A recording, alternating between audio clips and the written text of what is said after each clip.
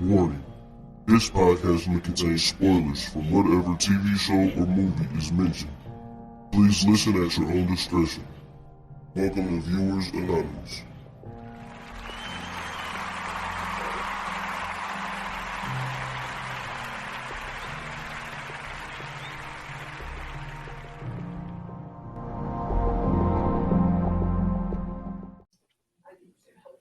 Yo, what's going on? I am Scoots Bronson. And I am S. Foster. That's right. And this is the first episode 2022 of the Viewers Anonymous podcast. What's going on with you, brother? And Happy New Year. Man, appreciate that. Happy New Year's to you and yours, man. I appreciate that, entering year 2 of the Viewers Anonymous podcast, man. But I'm doing all right, man. Doing all right. I ain't the whole thing of like, hey, yo, I'm on my New Year's resolution shit. Fuck all that shit. Like it's just a change of the calendar, man. But same grind, different year, bro. Exactly. But man, I'm doing all right, man. Above ground, man. How about you? Man, I'm doing great, bro. Like you mentioned, this is also our second year anniversary of doing Viewers Anonymous. You know what I'm saying? We had a strong year last year. Coming off of that initial year, which was kind of, you know what I'm saying? Well, not initial year, really just the beginning of it. It was all kind of a little flimsy. But you know what I'm saying? This is it's all right. I can't really complain, bro. It's all right. Yeah. We're gonna be all right though. But this year is gonna be crazy, man. First and foremost, I want to welcome the viewers, you know what I'm saying, the actual viewers.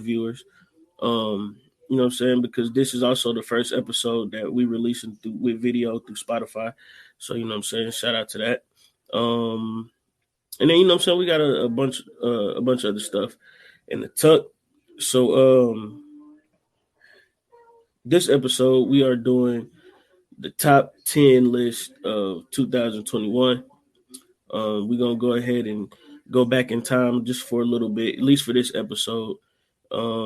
You know what I'm saying, and kind of, you know what I'm saying, rehash some of the movies that we liked, some of the movies that kind of brought us some joy with this past year.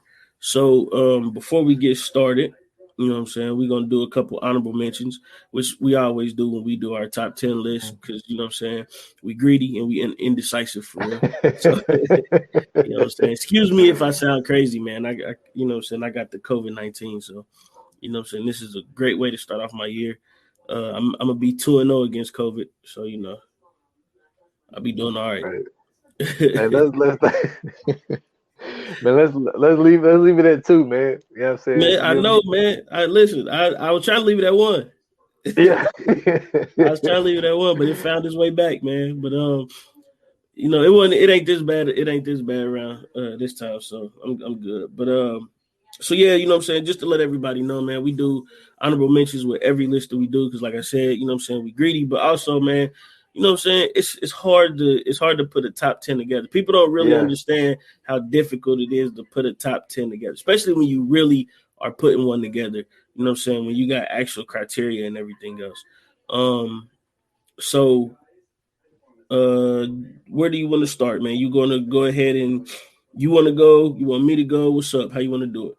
I'll go ahead and go. Okay. So we're gonna do 3. We got 3 each. I'm just gonna say what they are, and then matter of fact, I give a little tiny joint. Okay. In no particular order, man.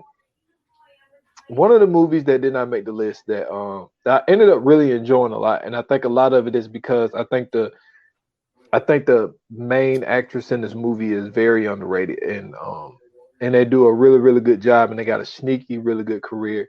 Netflix joint that came out. I got to give it up to Kate, man. Yeah, man. I really enjoyed Kate, man. It was a really good movie.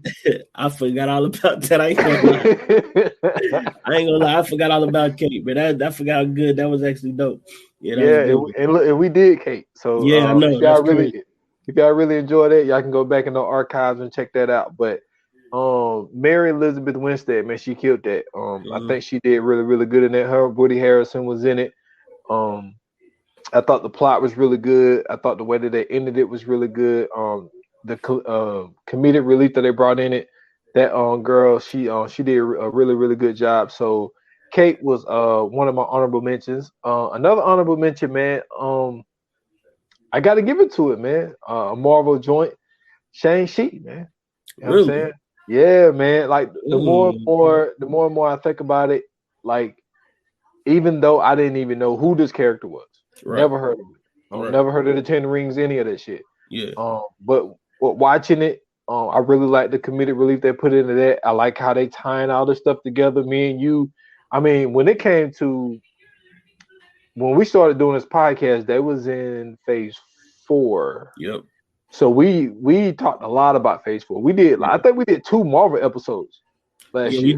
we did one with all 4 phases too. That was the Yeah, last one we did. yeah. So Yeah. so we beyond knee deep in this shit. We neck deep Mhm. in this shit. So Shang-Chi, I got to give it up for that. And also I had another one and I scratched it, and I got to give it to it, man. Netflix movie, Malcolm and Marie, man. I Mm. got to give it to Zendaya and John David Washington. I Mm. felt like it's this is a complete adult movie, Yeah. especially if you're in a relationship. I think that with only 2 people, they're in a room and they're just going toe to toe with each other. And I think that what you realize within watching this is, even if you're in a relationship or you're not in a relationship, just some of the shit that can go on within a relationship. You can see some of the do's and the don'ts in it. I think that those 2 actors did a really, really good job at portraying what the script was. Right. And for it to be what it was with only 2 people, I think that both of them got a very, very bright career, man. I know one of them, he's carrying a legacy. I think he's doing really good at it, except that Becker movie that he did. He could have kept that one. Yeah. But other than that, he's doing a really good job, man. So those are my 3, man. I got Kate, Malcolm and Marie, both Netflix movies, and the Marvel movie Shang-Chi. All right, man. So for me, my 3 honorable mentions is Sweet Girl Netflix. You know what I'm saying? Shout out to Jason Momoa. And also shout out to Isabella Merced, I believe that's how you say her last name. They did a great job of giving you, you know what I'm saying, a twist. And this was probably like a top 5 twist of all time, It was a great because one. yeah, you know what I'm saying, because for most of the movie, you know what I'm saying, they're giving you Jason Momoa, and then towards the end of it, you know what I'm saying, they give you Isabella, and you come to realize like, oh shit, she's been doing this whole time. So you know what I'm saying, I thought that was a very interesting excuse me, I thought that was a very interesting take on the movie. It was also an exciting movie, action packed, fun to watch, interesting to watch. And you know, so it kind of went up and down with the emotions as well. So that was a great movie to see. Without Remorse, you know what I'm saying, Prime Video, Michael B. Jordan, man. You know, this is one of those movies where we got a chance to really see him um, in something different. We got a chance to kind of see him be an action star, but not so much. You know what I'm saying? Like Mm-hmm. he did a great job. You know what I mean? I thought he did a better job as Killmonger, but this one, you know, it kind of gave him a little bit more leeway. And then last but not least, man, Spiral. Shout out to Chris Rock, Samuel Jackson. The last movie in the Saw series, I think that they did a great job in that. Chris Rock playing excuse me, Chris Rock playing a hot-headed legacy cop is hilarious. Even though he's not trying to be funny, he's still funny, bro, because he's so unbelievable in this role. Like nothing about Chris Rock is believable in this movie. Like if you see Chris Rock, like you're not gonna be like, man, he's a cop. You know what I'm saying? Like he don't even fit like the cop persona. So seeing him as a cop in this movie was just it cracked me up. So yeah, man, Sweet Girl, Without Remorse, and Spiral. Excuse me, those are my honorable mentions. So what you got for Yeah. number 10, bro? Okay, just to follow up, I ain't mad at it. But what's also funny is Chris Rock and Fargo. because just to see him as Yes. a gangster, dude, Yes. it is hilarious. Yes.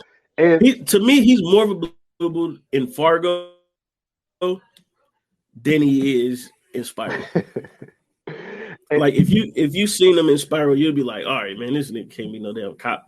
yeah, and I just want to mention, just in case we got new listeners, we did Sweet Girl. So if you want to hear more on that, Yep. you can go back in our archives, and also we did Without Remorse. Yep. That's on our archives as well. So number 10 on my list. It was really hard. It was really, really hard, man. But I got to give it up to it. It was a Amazon Prime movie. I got to give it up for the Tomorrow War, man.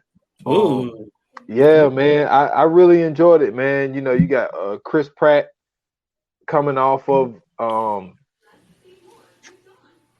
really damn, He was off. He was coming out of not Guardian of the Galaxies, but no, he was coming out of Avengers. the Avengers. Yeah, coming off the Avengers. For this to be the first movie that he does without the Marvel tag, I thought that it was a really good sci-fi movie. I thought the aliens were believable. I thought the story was believable for the fact that we found out at the end of the day that these aliens had been here and Yeah. that they had to dig themselves out. I thought that was really dope. I thought that it was also dope to have this whole factor in, yo, we need you to fight a war that's 10 years from now. Man. And then for him to see his daughter to be able to end up being the same thing that he was, because you could tell throughout the story that she really looked up to him. Mm-hmm. And for him to have to leave, and then she lived 10 years without him. Like, I'm not gonna get into it, but Tomorrow War, man, I thought it was really, really good, man. Shout out to, I can't say her name, the other main character. She got one of those Yvette, whatever. She got one of those crazy names. But she was in The Handmaid's Tale, which I could not finish. Yo, that is a wild ass series, man. It's on Hulu. I couldn't even finish it. Like, I tried my best. I got like 6 episodes in. I was like, yo, I can't do this no more, man.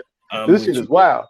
So my number 10, man, I got the Tomorrow War. Excuse me.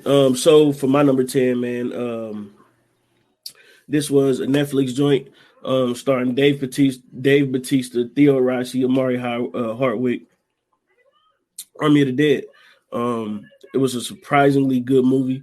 I like their take on the zombies. You don't get a chance to really see the zombies with some sort of cognitive function, and with this one having like a leader that they had to go fight, you know what I'm saying? Like it felt like playing the game with an actual, you know what I'm saying? Like you playing the video game and then you finally get to that big boss at the end. That's how it felt in this movie. You know what I'm saying? Like they finally got to that big boss at the end and they really had to, like, you know what I'm saying, get to it with it. And the fact that, you know what I'm saying, like they really broke down the zombies and they really had different types of zombies. They really had a you know what I'm saying, it wasn't just the slow Walking Dead zombies where, you know, you could just shoot them all and then run away from them and you'd be good. Like this one was something different. You know what I'm saying? They even had like the dogs that were zombies. So I thought that was interesting as well. I love their take on that. I'm huge with the zombie thing. I love Walking Dead. I love, you know what I'm saying, all the old Night of the Living Dead and, you know what I'm saying, all of those type movies.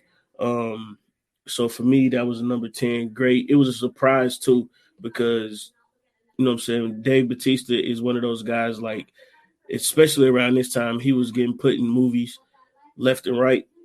And this was one of the ones, like, he was actually good in, to where he wasn't like the big tough badass. This one, he was supposed to be like a super fucking nerd. So I thought that was interesting, putting him in that too. So for number 10, I got Army of the Dead. That's what's up. Hey, man. And also, I forgot to mention, if y'all want more on the Tomorrow War, it's in our archives as well. Yeah, I think we did Army of the Dead too, didn't we? Nah. We didn't? We talked about it. I ain't even never seen it. Really? Well, I must have talked about it then. Yeah, you must have talked about it, because I never seen it. I must have did it as a what we watching. It might have been that. It might Yeah. have been that. Okay. So, my number 9, I got, which I've been speaking about a lot lately. The Many Saints of Newark. Um, I had to give it to it, man.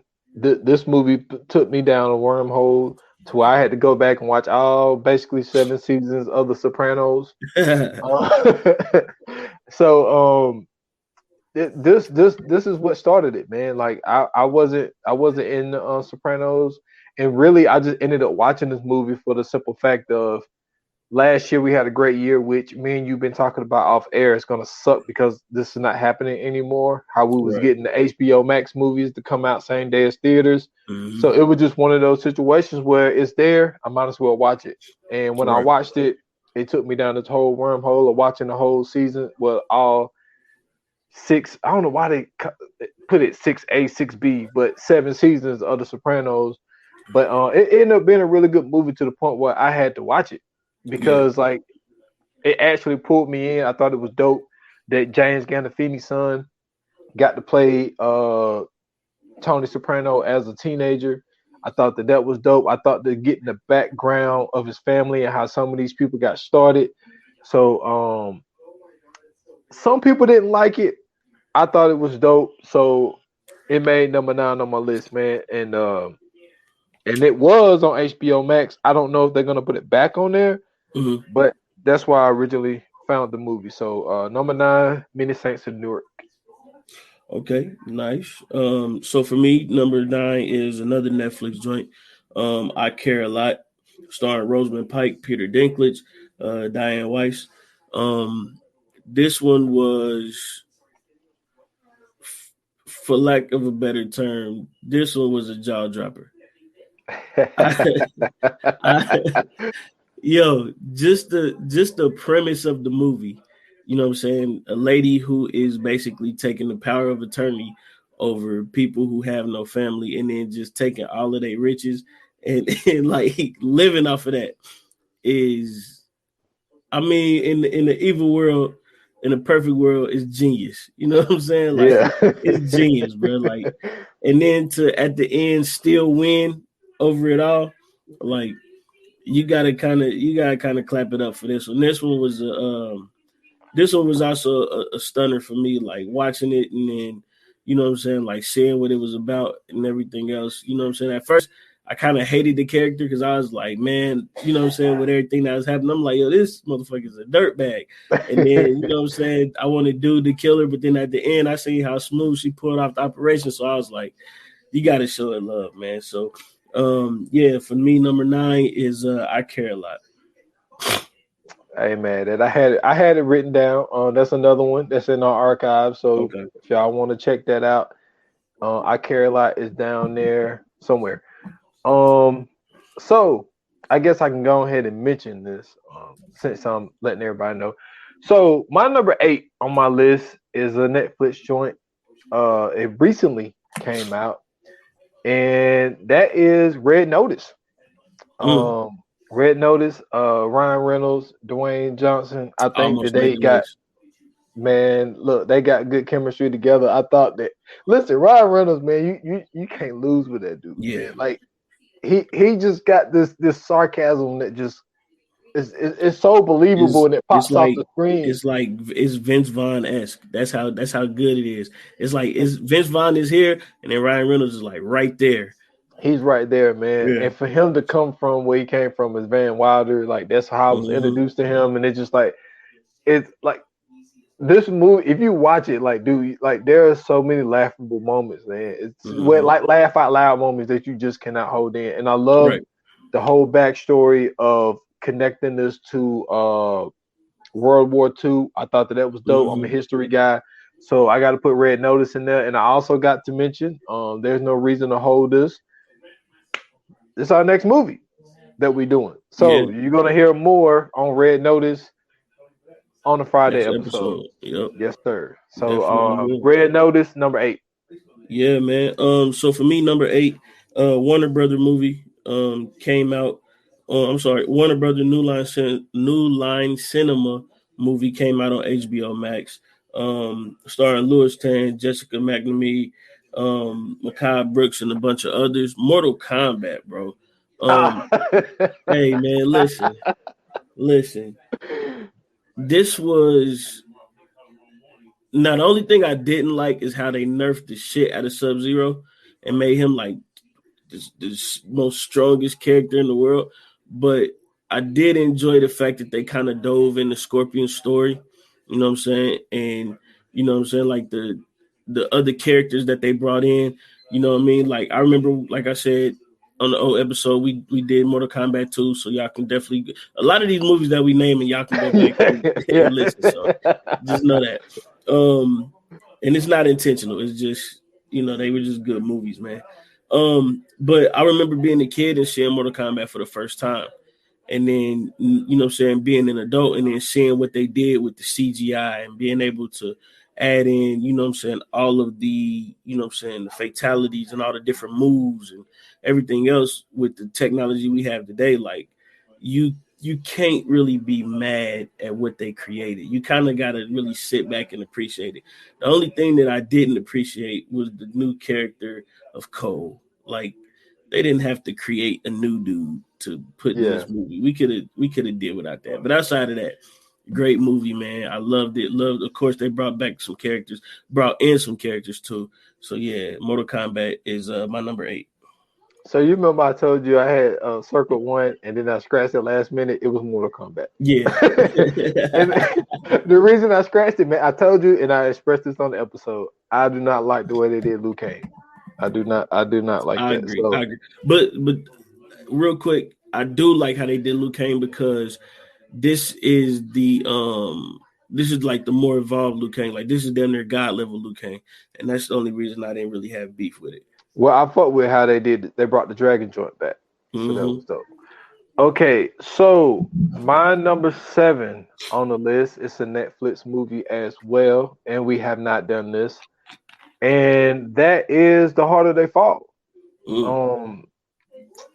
I really fuck with it. I'm not huge in the westerns. It just really depends on like what it is. Like I love what they ended up doing with Posse. I always tell people probably my favorite Western movie is Tombstone. Tombstone was really dope. You know, The Magnificent Seven. I watched the one with Denzel in it, and The Hateful Eight. I guess you could throw that in there as well. That's hilarious. Yeah, that shit was wild. But The Harder They Fall, man, Idris Elba, Lakeith Stanfield completely stole the show, which he did twice in the year 2021, which I get more into. Like Lakeith, like for him to start what he started from and to become what he's become, it's like, cause I mean, dude, the heavy hitters. I mean, you got Regina King in this. You know what I'm saying? Zoe Beats in this. You got like there's like so. And my man, his name is slipping my mind. My man from Lovecraft Country. Like there's a lot of heavy hitters in here, and Deion Cole, and even him, like, you know, his mannerisms was different. He was serious. He was, you know, changed his voice. But Lakeith, man, listen, everybody can talk about how he is on social media, all that shit, all you want. When that dude is on screen, he's killing it. So, I got The Harder They Fall at number 7, man. Nice, man. So you actually gonna love this one for my number 7 pick, man. This one didn't come out on any streaming service. You had to go see it, but I was late to the party. And I can't lie, I'm kind of glad that I was because I actually got a real chance to enjoy it and watch it more than once. Candyman, bro, starring Yahya Abdul-Mateen II, Tiana Parrish. Also with the a reoccurring appearance from Tony Todd. Tony Todd, thank you. And a host of other people, man. This was a very creative twist on the original story, but not necessarily straying away from the original story. I enjoyed it a lot. I thought that the way that they brought everything back around to, you know, not necessarily make it a remake, but kind of a sequel in a way. I enjoyed that to find out that he was the technically son of Candyman. Basically, was dope as hell to find out. So yeah, man, I like this one a lot. This is one of the ones that I definitely am going to buy. Even though I already rented it and watched it, I'm definitely going to go back and buy this one. That's what's up. I ain't mad at it.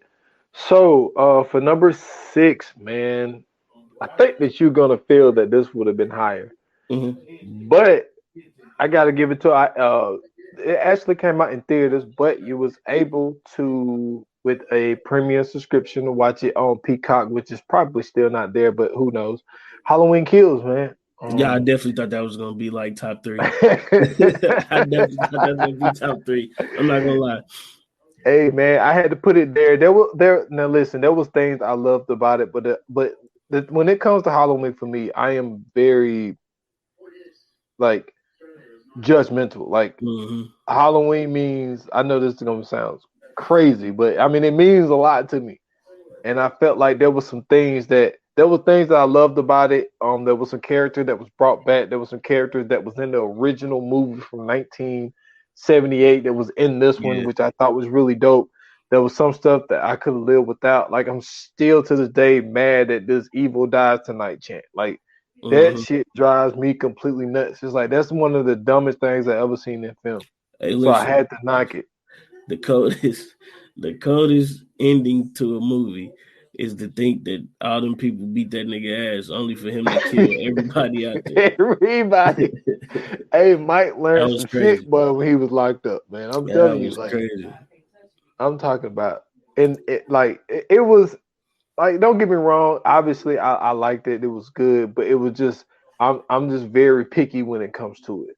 And there was just some things that I did not like, but it was still good enough to almost make the top 5, man. So I got it at number 6, man. Halloween Kills. That's what's up, man. Which we did. I'm sorry, which we did as well. Yes. So for my number 6, I got the Tomorrow War. You already, you know what I'm saying, pretty much gave it up. But that's my number 6. I thought it was good. I thought everybody did a great job. Very interesting take on time travel. That's really what kind of got me into it. But yeah, my number 6 is the Tomorrow War. All right. So now we at the halfway point, and it was so funny because I was gonna hit you with this, like just spring it on you. Not even, it ain't in our notes. It wasn't no production or nothing. Right. But I just want to mention, and even though I wasn't able to surprise you with it because we spoke about it because you brought it up while we was talking, and y'all listen, the best show hands down. Oh yeah. TV show to come out in 2021 for sure was Mayor of Easttown. For sure. That was the best cinema to come out. That's TV, came out on HBO Max. It's still on there. We did a bonus episode. Like it was to the point where I was just telling you about it, and then you were like, "Yo, I gotta watch it." And then once you started watching it, you were like, "Yo, we got a bonus episode." Like this shit is fire. That was a great show. Man, that show was so good, man. So good to the point where, because you know how slow of a pod week it's been the last 2 weeks. So I was going back in our old archives, like, you know what I'm saying, just listening to some shit. And that was one of the ones I listened to. And like, so it started coming up in my brain, and I was just like, yo, that show was so fucking good, man. That might be one of those ones where I might end up just watching again, just to watch it again because it was so good. And then even watching it again, I think that I'll probably see things that I didn't see the first time. Okay. So I just wanted to mention that at the halfway point that I felt that Mayor of Easttown was the best TV show to come out this year. You got any words before I get in my number 5? Not too many, man. I thought that Mayor of Easttown was very good because it's one of those that you expect to have a slow start, and it really doesn't. It kind of has a good pacing to it. You know what I'm saying? It's not nothing to where you want to skip or you're not going to get interested. It gets, you know what I'm saying, like right to it in that first episode. So, you know what I'm saying? There's a lot going on. It's a lot you got to pay attention to. You know what I'm saying? Like it's so many different relationships and connections in the show. So you really got to pay attention, because if not, you're gonna be like, "Who the hell is this person?" You know what I'm saying? So it's one of those ones that you really got to keep your attention on it, and the fact that you can do that with this is commendable. Yeah. And then if y'all want to know our thoughts on Kate Winslet body, and then you can go back and listen to the episode. Because Facts. Facts. hey, what you said about full body. Facts. Hey, but it was so funny. That was funny. So yeah, Mayor of Easttown. Y'all want to listen to it? Bonus episode is back in our archives. I just wanted to mention that because I felt like that was the best show to come out in 2021. So my number 5, you already mentioned it. I got Without Remorse, man. Okay. I felt really good about it, man. I thought that it's Tom Chancey? Is that his name? Tom Clancy. Clancy. Yeah. I think he did something here. Yeah, it's I one. This think is basically a screenplay of one of his stories. yeah, and I've been trying to get you on one of his stories for a while. Jack Ryan. Yeah. Yeah, it's really good as I'm well. sorry, man. I can't I'm see telling. Jim Halpert being a goddamn Hey, operative, bro. he is, but he killing it. He's killing it. He's But Jim Halpert, bro. man, listen, I told you I didn't watch what he was Office, right? Yeah, you. I man, I already All told right, you, look. man. I didn't watch The Office If like that. if I watch this shit, you got to watch The Office. I will put The Office in my stuff and watch All it right, at then. some And point. I will watch Jack Ryan. All right, we got a deal. But the last thing I'm gonna say is I just think that he started something here. I think that Michael V. Jordan, there could be a thing where there is, even though they ended it, but he came back.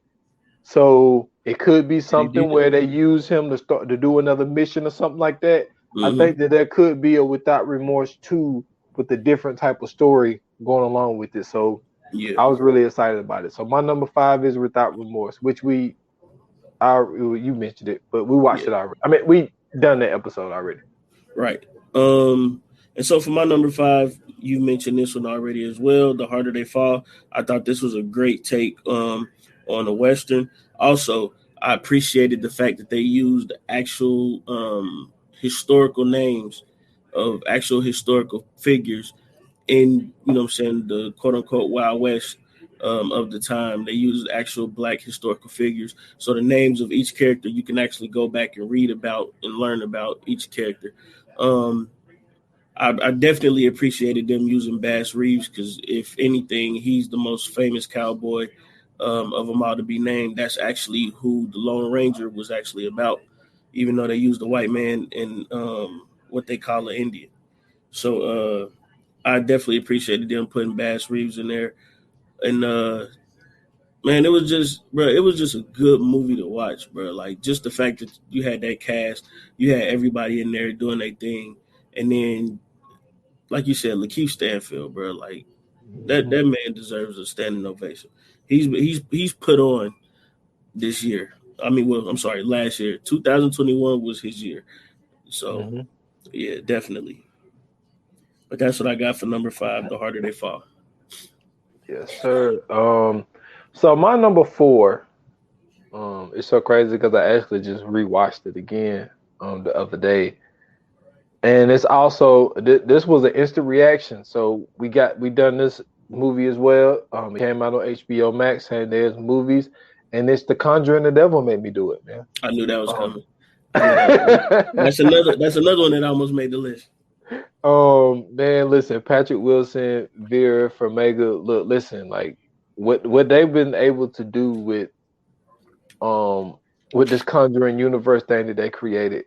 I remember when the Conjuring first came out, I was like, yo, with all of the shit in this room, they can do, I don't even know, like this could be like the next Fast and the Furious. You know how Fast and the Furious got like 8 or But 10 or that 11 shit is gonna be motherfucking way movies? better than the Fast and the Furious. Like they can go on and on and on with these Mm-hmm. stories of just the shit that they got in the room. And I'm a horror guy at heart. I thought that this movie was really. I think that one of the best things about this movie is they brought black magic into it, which was different. They didn't do that in any of the Conjuring movies really.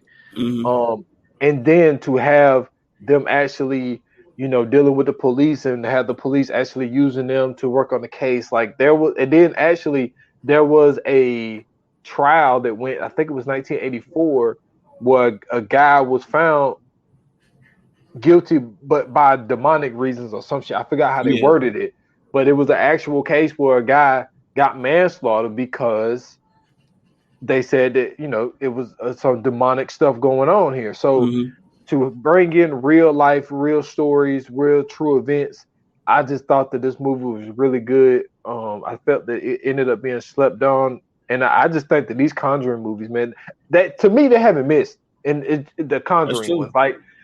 I mean, like, some of the Annabelle. With all of them, they really haven't missed. Well, I'm talking about the three. I'm talking about just the Conjurings. Like, okay.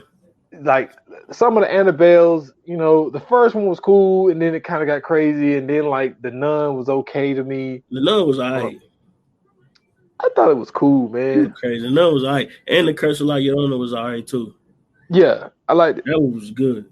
Yeah, that was good. But as far as just the Conjuring ones, like, I think they haven't missed. So that's what I got as my number 4, man. The Conjuring, the Devil made me do it. Cool. So for my number 4, man, this is the Women Empowerment Special. Came out on Netflix, starring Karen Gillan, Michelle Yeoh, and with a special shot from Angela Bassett. Gunpowder Milkshake. Let me tell you something. Somebody told me, shout out to VJ, bro. VJ was the one who told me about this movie. I was sitting down, I was chilling, bro. And she was like, yo, have you ever seen Gunpowder Milkshake? I'm like, nah. She was like, I think you should watch it. You would like it. I'm like, all right, man. So I look it up on Netflix. I see it. I'm like, this is about to be some weird-ass Kill Bill type shit. So I'm like, let me go ahead and watch it. Man, let me tell you something. I was glued to my TV, bro. Do you hear me? When I tell you, bro, this is probably one of the dopest movies I've seen, like as far as them doing like an all female cast, having them do action packed and all that. And it wasn't corny, like they had to come together like women power. And then, you know what I'm saying? Like, nah, this was just straight. This is just straight. Look, it don't matter if you black or white, man, woman, Asian, Dominican, nothing. You gonna catch these bullets. And they ain't care who they're shooting at. Like, it's this one scene where they be in the literal like malt shop, like an old school malt shop, and dude come up to Angela Bassett and he talking to her saying something, and she reached down to grab this shotgun, and then everything just going to slow motion. But in the midst of everything going into slow motion, it's like the song is in the background playing, of course, but they showing you different shots of what's going on. But everything is like going in like super slow motion. So as the camera is moving, you can see them like just doing every action. So like you see the sparks come out the gun and like the bullets go through dude's chest, and then it zoom over to the next one, and then like she's shooting dude in the face. It get crazy, bro. So like this was one of those movies where if you a dude, I don't give a damn. If you one of them dudes that be like, I don't want to see women do blah, blah, blah, blah, blah. Listen, throw that shit out the window and watch Gunpowder Milkshake. I'm telling you now, this is the best female action movie you've ever seen, hands down. Well, this is how I knew Gunpowder Milkshake was going to be somewhere in here. Mm-hmm. For the people that don't know, behind the scenes shit here, when we get really excited, we can't help but to text each other. This dude texted me, was like, yo, you gotta watch Gunpowder Milkshake. That shit was crazy, bro. I'm like, man, what the hell? I had the same reaction you had to VJ. I'm like, man, what the hell is this? Yeah. And I watched it. I was like, oh shit, this shit was all right, man. Mm-hmm. It was all right, man. I fucked with Gunpowder Milkshake. It didn't make my list, but I knew it was gonna be on yours though. Yeah. All right, man. Listen, so we getting there, y'all. We in the top 3, and this one is kind of a cheat code. But I just kind of put it all together and said, this is a fucking movie. I don't give a fuck what nobody say. And my number 3 is a Netflix joint. You know what I'm saying? You know it. It almost made the list. It almost made the list. For Hey, sure. boy, Fifth Street, man. 1666, 1978, 1994. I Yeah. don't care if y'all say it's three movies. You put them all together as one, damn it. Great story. Listen, this shit, man, it rejuvenated my love for horror movies, man. Mm-hmm. Even though The Conjuring, it came out around the same time. It wasn't too far from each other, but Fear Street, man, just the story, the way they put it together, the actors, everybody did a phenomenal job in it.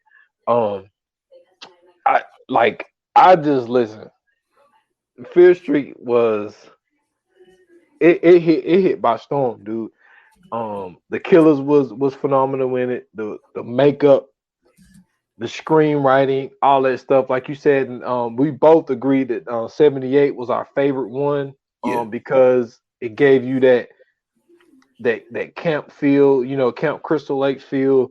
And even that killer even gave you Jason Voorhees vibes. You know what I'm Mm-hmm. saying? And then they show you how he ended up getting the bag over his head.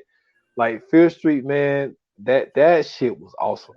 That was Yeah. awesome. That's something Yeah. else that I will probably be rewatching to watch it for the the second time, because there's probably things that I missed, and it might even get more doper than it was from watching it one time. So man, I got Fifth Street as my number 3, man. Cool, man. Man, listen, my list is it's Netflix heavy, man. But my number 3, man, also a Netflix joint. Starring Amy Adams, Gary Oldman, Anthony Mackie, Julianne Moore, um, The Woman in the Window. This was a very uh it was a very psycho type thriller. It was different because you have this lady who's she's been through so much trauma in her life that she like has these weird hallucinations, or she's coped in these weird hallucinations to where she's starting to believe certain things are happening, and like it's one of those ones that you have to watch. Like, to me, this is like the one of the next best things to Shutter Island, and you know how high I hold Shutter Island in regard. Yeah, This is one of those movies to where this could be up there with Shutter Island.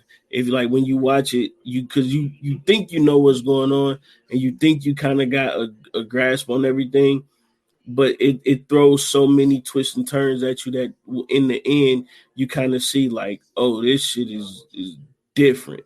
So yeah, man, The Woman in the Window is number 3 for me on Netflix. It's a great movie. I think anybody, if you ever get time, or if you just want to have one of those movie nights, definitely check this one out. it was dope. It Yeah. reminded me of two movies. It reminded me of Lady on the Train, Okay. which was a dope ass fucking movie. Which I Mm-hmm. I don't even know why we haven't even done that yet. That movie, I mean, it came out a couple years ago, but it was Yeah. really really dope. And it reminds me of Side Effects. I haven't seen Because that. like Side Effects was one of those type of movies too. And what was the twist in this movie? Not twist, but one of the things about this movie is like she had like this panic attack things. Like she can't go outside, like, or she'll like not hallucinate, but like she'll start panicking, so Mm-hmm. she always stayed inside and she always looked out the window, and like you said, her mind started playing tricks on her and all this type of shit. It was good, man. I fought with that. It just Yeah. reminded me of those two movies. Yeah. But I think if you like this, have you seen Girl on the Train I want to say I did. I'm gonna have to look it with up though. I probably have. Emily Blunt and damn, what's my dude name? I forget my other dude name, but it got Emily Blunt in it, and Side Effects got Mara Rooney and Judd Law. Um, yeah, Okay, you'll now fuck with no, that. I haven't seen it. I haven't seen it. I'm gonna Yeah, have to check it out though. if you like this Girl in the Window, you will like those two movies, Side Effects and Lady on the Train. Well, Girl on the Train, Girl on the Train. Right. Right. So number 2 on No, my wait. list. I'm sorry. Is this the one where he be thinking his wife cheating on her? I mean, cheating on Well, him?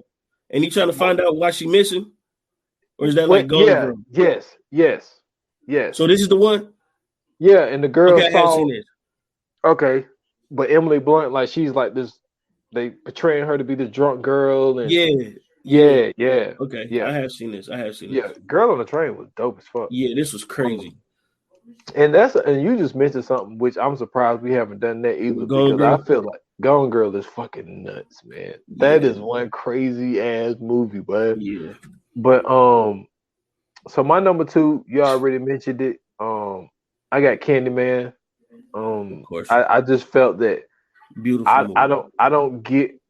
I don't get the hate that it got. I think the expectations that some people felt, I thought that they thought that it was going to be more killing in it, and it was more of a storyline of introducing you. I think that was introducing you to Yaya end up being the new Candyman, and then what was great about it is they told you that there was different Candymans in different eras, and I think that explains. I think that makes more sense for the simple fact of them using this other guy playing Candyman, and then you see Yaya transforming into Candyman, and that I think that's the perfect way to get it off of Tony Todd, because I mean, let's face it, he aged out of being Candyman. He can't play Candyman. This was the thing that I liked about what we did with Candyman when we did our review of it, is because we took the approach to the new movie and the first movie too. So if you go back in, because remember I went back and watched the first one, and going back to watch the first one, they mentioned a dude who used to put razors in the candy. So this ain't like they just came up with this out of nowhere, and that's the thing that was missing me when people was talking about it. It was like, yo, who is this new kid? I'm like, no, this was something that they mentioned in the first movie. So it's not like, you know what I'm saying, like this was a foreign tale. They really you got to applaud them, because they went back to the first one and they took pieces of the first one and really recreated a whole new version of Candyman. I thought that was dope for them, you know what I'm saying, to do that.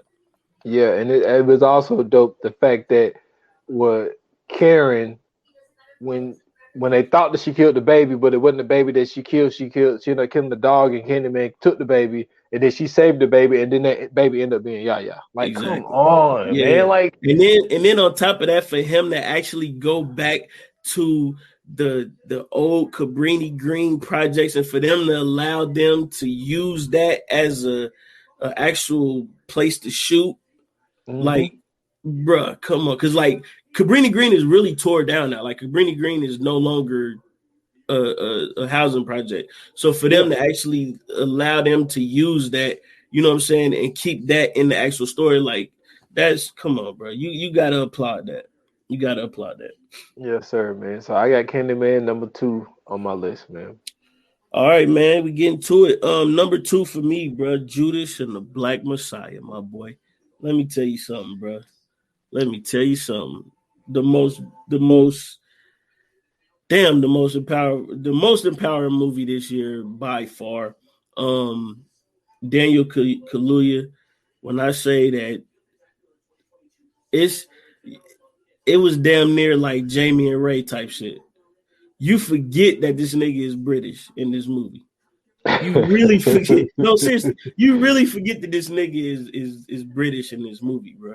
Like, this is one of those ones that, you know what I'm saying, like, I go back every now and then and I just turn on and let play in the background. But the brilliance of this movie for me was that it's not told from the perspective of Chairman Fred Hampton. It's told from the perspective of Bill O'Neill. And on top of that, this is also the movie where you're getting a perspective from the villain standpoint.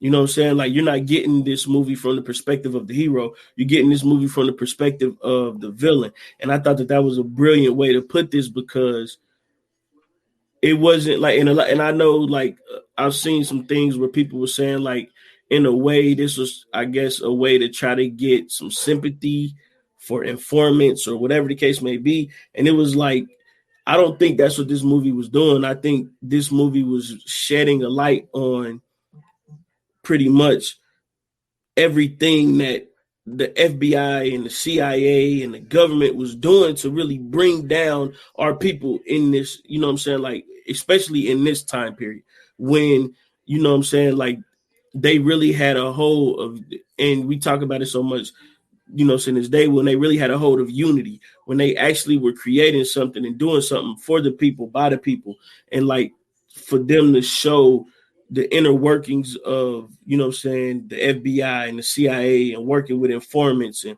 how they infiltrate and everything else. I thought that was fucking brilliant, bro. It was fucking amazing. So for me, yeah, Judas and the Black Messiah is number 2. Well, then, I will continue this conversation because this was my number 1 movie on my list. Judas and the Black Messiah, which you already know, man, like how strongly and how passionate I am about Fred Hampton. I've been waiting on this movie for a long time, dude. I remember me and Uncle Washington, rest in peace to him. We was on episode 4. I'll never forget it. And this was 2017, people. Yep. It's 2022. Yep. And I said back then, it's archived. I said, yo, what I want to see the most is a Fred Hampton film. And even though this movie wasn't necessarily, like you said, a Fred Hampton or Chairman Fred film, it was more about Bill O'Neal. Mm-hmm. But the things, I think that Chairman Fred Hampton's story needed to be out there for the simple fact of the perception that people have of the Black Panthers and what they did. Right. And the things that Fred Hampton put into place that the government used today. They use all these resources to take this man down. And then all the things that he created, they used in the school systems at that. In the school systems, and they use it in the government. Like, whether you use it or not, SNCC, whether you use it or not, WIC, whether you use it or not, breakfast in the morning for kids at school. That shit didn't exist back then. Yeah. All of this shit, it was Fred's idea to do this lunch shit. Programs for kids. Yeah. So it's like, and just the wherewithal of just what was so great about Fred was the approach that he took through any means necessary, as far as I'm gonna walk into a redneck meeting, you know what I'm saying, and tell these people, yo, we got shit in common. Like, we're really fighting for the same thing, but we letting our biases of things, you know what I'm saying, by the color of our skin, even though we got the same end game, but we're letting the government divide us into where if we came together, we can make shit happen. For him to be able to do that, for him to go talk to the vice lords, you know what I'm saying, the Puerto Rican gang and all that type shit. Yeah. And I get what you're saying. I don't think that they was really, even some people may take it this way. Right. I think the whole Bill O'Neal thing was more of, look at the psychological shit that he went through when they ended up making him having to choose sides. Right. How emotional he got. Now, we don't know how emotional he really got, but for him to drink the red Kool-Aid, you know what I mean? I think that even though when they showed the real footage of the interview that he did, I think that he was putting on the front for the cameras. Of course. I think that his life after doing this to Fred, even though he did it after Fred, he did it to some other people, but those people wasn't up to the level of what Fred was. Right. I think that shit affected him to the point of when he finished that interview, right after that, this dude stepped into ongoing traffic and killed himself. That's how we know it affected him. Because I mean, like, yo, like, if you think about where he was at and then where he ended up getting to, and then where he ended up getting to, imagine all of the things that were accomplished then, right? And then you finally see that, and then you also benefit from that at the end of the day. So then you realize this whole time, like, damn, bro, I really could have been on the right side of history. I really could have been, you know what I'm saying, like, not even like in a hero standpoint, but like I really could have did something to really put my people in a different position. And instead, like, I really did the total opposite. I was literally on the opposite side. You know what I'm saying? I mean, at the end of the day, he was on the wrong side of history. And so to know that that's what he did, like that had to eat at your conscience. Like it had to. You know what I'm saying? Yeah. Like you were and you can't say solely responsible, but you played a key factor in this man getting his life taken. And it wasn't just him, because it was other people there that got their life taken as well. But just the fact that this happened, and then not only that, like the nigga was in bed, and the way that they did it in the movie, I'm glad that they did it in the movie like that, because in real life, that's not how it happened.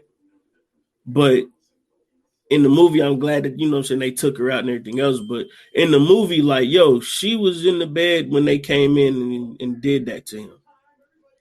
And she could have, you know what I'm saying, she could have lost her life. That baby, you know what I'm saying, Chairman Fred Hampton Jr., he could have not been here. So, you know what I'm saying, like, yeah, that mental is different, man. That mental is different. Yeah, and to you know, you could go and all the stuff is researchable. 99 shots into the room, and one came out. And it was, and that one that came out was a misfire from, you know, the dude getting hit. And a lot of people didn't know that, you know, the Hampton family sued Chicago PD and the government and won. You know what I'm saying? They got a settlement for Fred. So, man, I was, you know, when I first seen it, my very first, out of all of these movies, this is the one I watched the most. I think I probably watched Judas and the Black Messiah 3 or 4 times. And it's, to me, I mean, obviously, I feel it's the best movie to come out this year, but you know, I got a personal thing to go along with it, because I've been like, I mean, look, you know what I'm saying? You listen to the Stone Time podcast. I've been talking about Fred since, you know, since I started podcasting. This how the way you feel about Fred Hampton is the same way I feel about Malcolm X. Yep. Yeah. So I ain't mad at it, man. So oh man. Oh, real quick, man. Shout out to Chairman Fred Hampton Jr., man, the good brother. He's still out here doing good work. Definitely. You know what I'm saying? Once a political prisoner, now free, back out here doing the work for the people.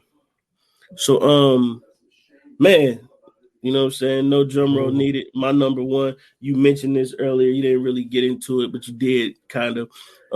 Malcolm and Marie, bro. Listen. John David Washington and Zendaya, bro, they deserve Oscars for this movie. I mean, Oscars, multiple. For them to put on the show that they put on. And I'm talking about just them. There's nobody else in this movie but these two.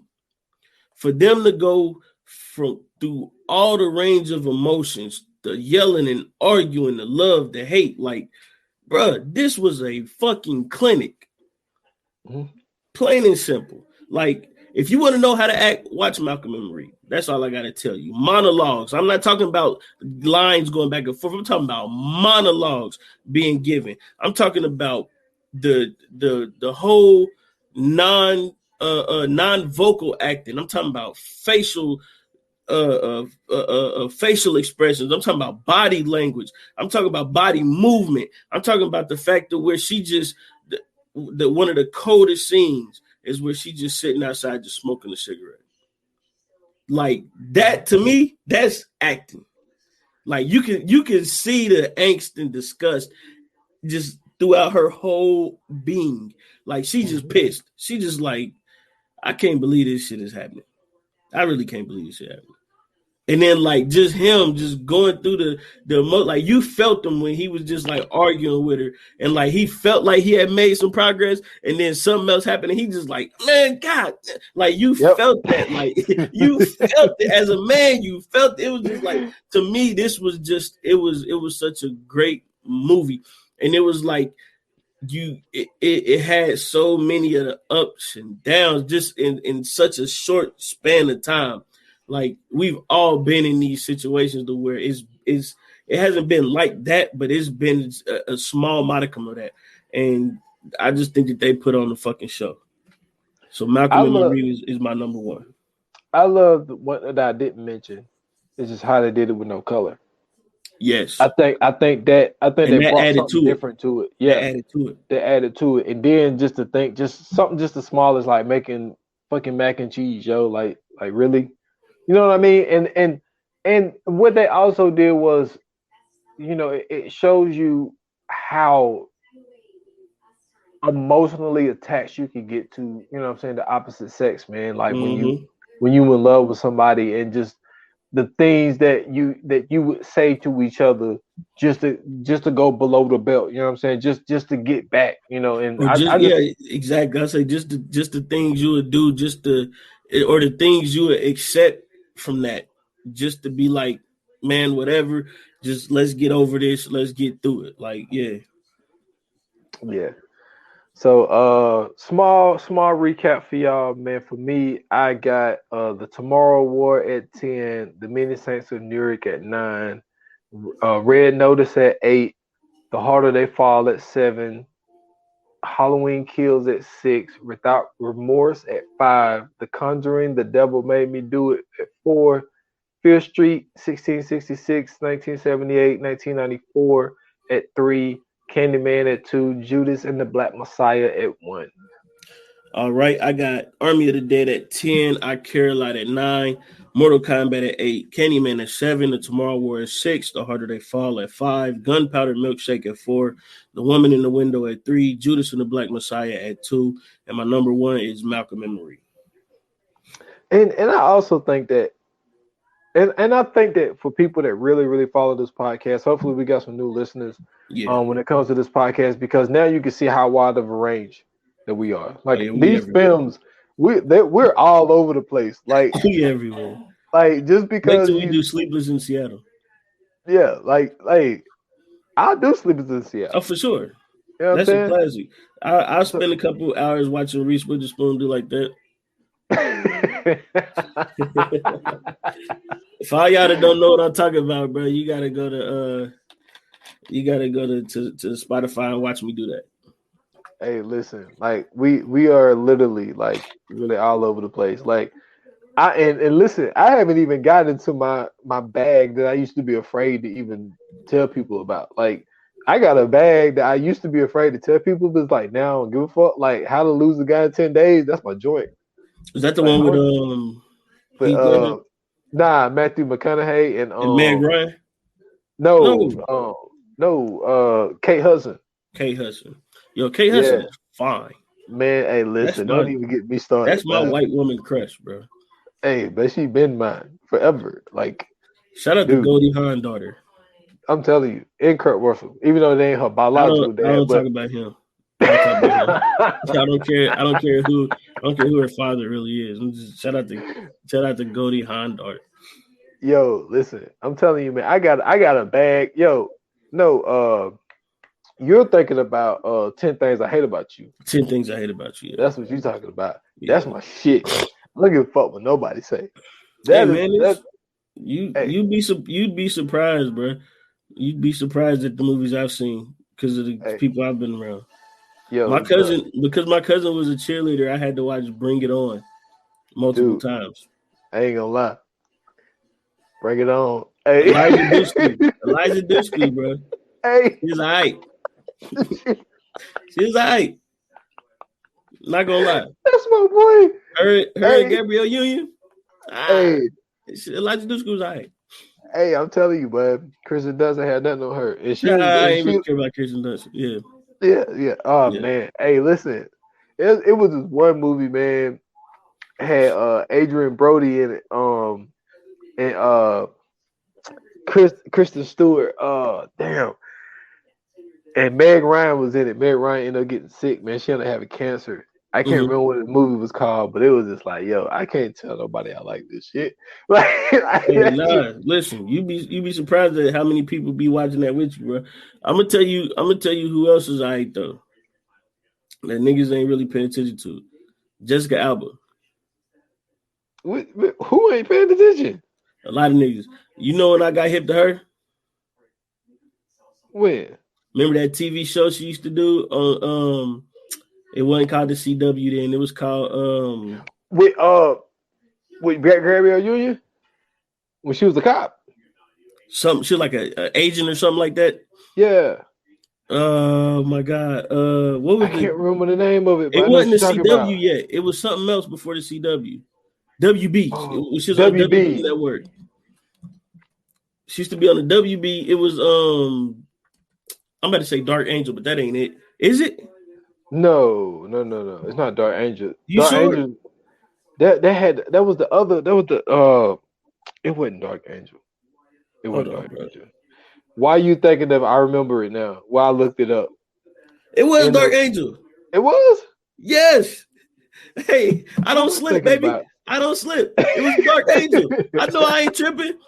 It was Dark Angel. When I seen that, I was like, who is that? Because I knew like she had something else going on with her. She wasn't all the way white. Hey man, I knew from Honey. Nah, I see that was way before Honey, bro. Well, Go back and that's when go I back and first go seen on it. YouTube and just Google Jessica Alba Dark Angel. She is a height Oh yeah, for sure. Oh, so it was In the Land of Women.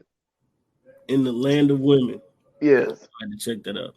that's my shit. But hey man, yo, it's like I'm just saying, I'm all over the place, man. I can watch Yeah, me too, bro. Me too. almost anything. So but it was fun recapping the year. This is the first time we done this. We didn't do this last Yeah. year. Hell, last year we even forgot that it was a year. Yeah, we we really we did. did the whole podcast, and then like the next podcast we mentioned like, oh yeah, that last episode that was our year Yeah. anniversary. For sure. So this was definitely fun, man. Hopefully what this year bring, because like I just feel like, man, from the success that we had from this previous year, but like you said, we focused in more on this podcast last year.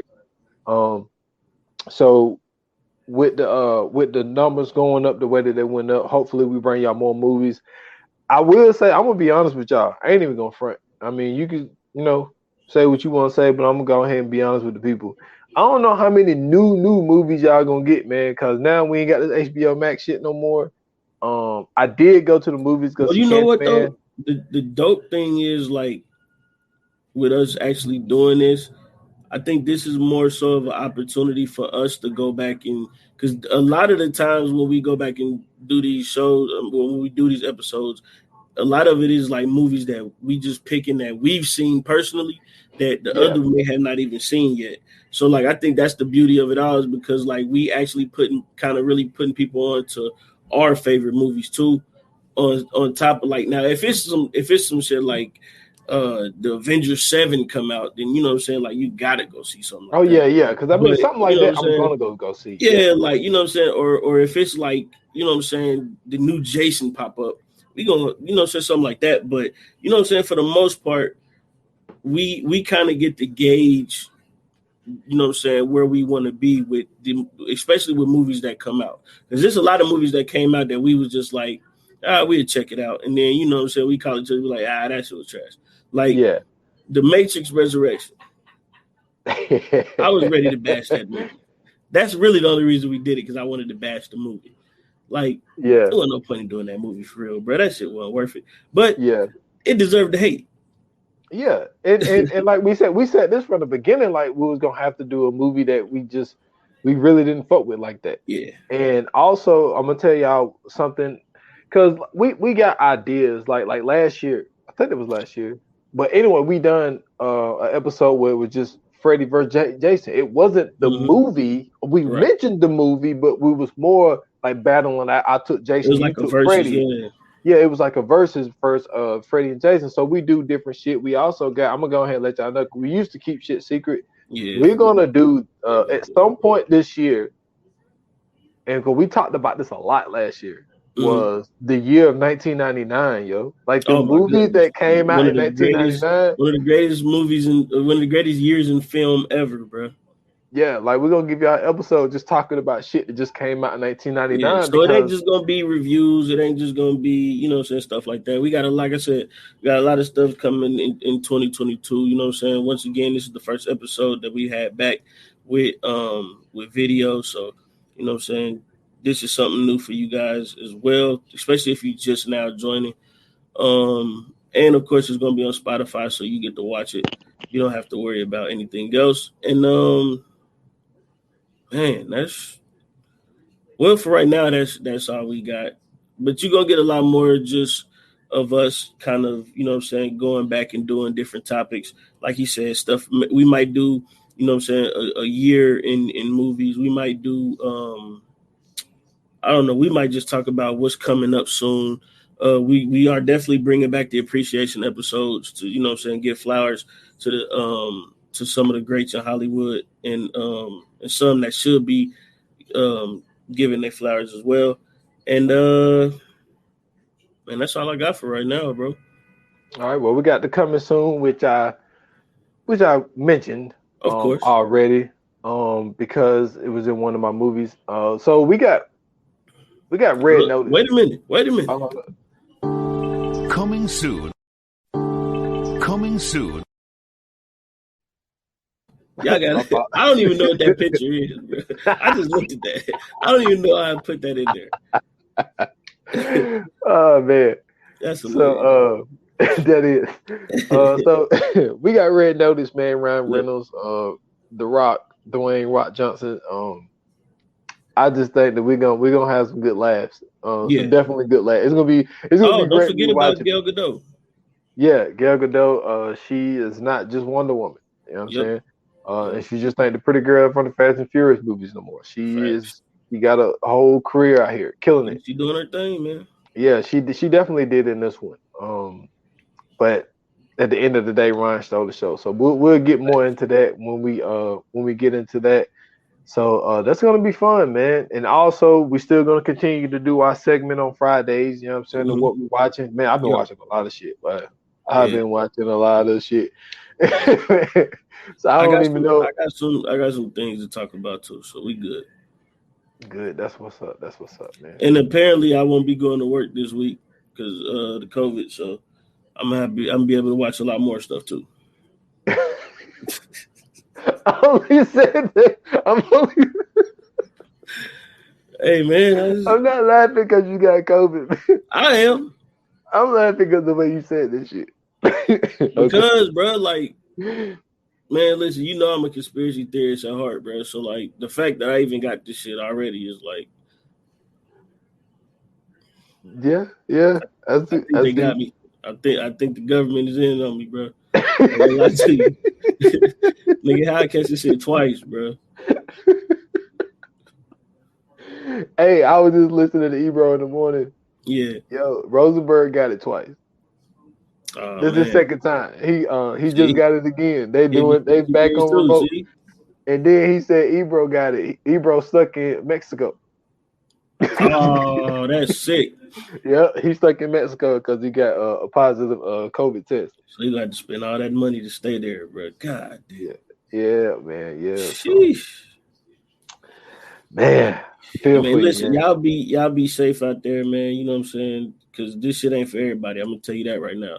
It is people that's actually out there dying from it. Y'all be safe. If y'all feel like y'all got to go get the Pope, go get the Pope. You know what I'm saying? Do what y'all need to do. If not, you know what I'm saying, make sure your body is healthy. Get to that gym too. You know what I'm saying? Work out, do some push-ups, something. Keep yourself in shape. Keep yourself healthy. Drink some water. If you can get you some sea mouse, get some sea mouse. Because that's hot on the streets right now. Just do whatever you can to take care of yourself. Get you some Flintstone gummies, whatever. Just take care of yourself, man. Multivitamin it up. So, is that it? We good? Yeah, just gotta do the social medias. Okay. Y'all can catch me at s.foster8. That's on Instagram and Twitter at 28 minutes or less pod. That's on IG, and I got 28 minutes or less on Facebook.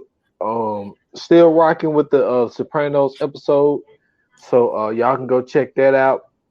I got some stuff lined up that I want to do with the 28 minutes or less, so I already know pretty much like what my next 2 to maybe 3 episodes are going to be. So be on the lookout for the episodes that I'm dropping on 28 minutes or less, and that's all I got. Cool, man. Listen, man. First and foremost, make sure you guys follow us on social media. On Instagram and Twitter at View9Pod. Also, you can check us out on Facebook at VA Pod Watch Group. You know what I'm saying? Whichever platform you use, you can always keep up with us there. Once again, man, this is the first video of 2022. It's on Spotify. They'll probably be on Spotify from now on. If we get enough on there, we'll probably move them over to like YouTube or something like that. Also, follow me on Twitter at Scoots Bronson. You can also follow me on Twitch at twitch.tv/Scoots Bronson. If you got the Twitch app, just search Scoots Bronson, hit that follow button. Every Wednesday, Friday, Saturday, I do my thing. I'm looking at doing some other stuff too, but for right now, those are the 3 days. I play all kind of different games, so excuse me. You know what I'm saying? I got pretty much whatever I play, it'll be on there. You can check me out, come watch me, come chat with me, talk to me. And also, man, check me out on Twitter for the NFTs as well. I buy, trade, sell, make my own. You know what I'm saying? So I got a special collection as well. I'm on OpenSea and I'm on Rarible. So hit me up if you want to know any information or just, you know what I'm saying, if you want to get you one. And that's it. We good? Yep, we good. That's what's up, man. So thank you guys for tuning in. Thank you guys for listening. Thank you guys for watching now. Happy New Year. I hope you guys have a blessed year. Looking forward to seeing you on Friday. And with that being said, you know how they say that Hollywood, that's a wrap. Cut.